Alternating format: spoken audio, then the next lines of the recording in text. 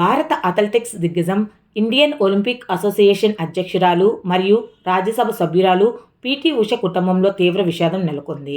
ఆమె భర్త శ్రీనివాసన్ శుక్రవారం తెల్లవారుజామున కన్నుమూశారు. పార్లమెంట్ సమావేశాల నేపథ్యంలో ఢిల్లీలో ఉన్న ఉష విషయం తెలుసుకున్న వెంటనే హుటాహుటిన కేరళకు చేరుకున్నారు.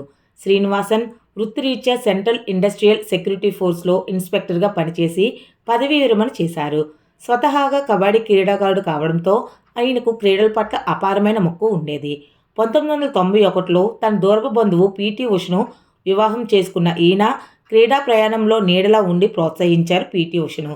వీరికి విఘ్నేష్ ఉజ్వల్ అనే కుమారుడు ఉన్నారు. ఉష అంతర్జాతీయ స్థాయిలో రాణించడంలోనూ, పదవీ విరమణ తర్వాత ఆమె అడ్మినిస్ట్రేటివ్ బాధ్యతలు చేపట్టడంలోనూ శ్రీనివాసన్ వెన్నెముకలా నిలిచారు.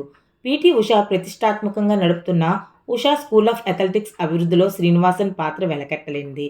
ఎంతో మంది యువ అథ్లెటిక్స్కు శిక్షణ ఇచ్చి ప్రోత్సహించారు. శ్రీనివాసన్ మృతితో క్రీడా, రాజకీయ వర్గాల్లో తీవ్ర దిగ్భ్రాంతి నెలకొంది.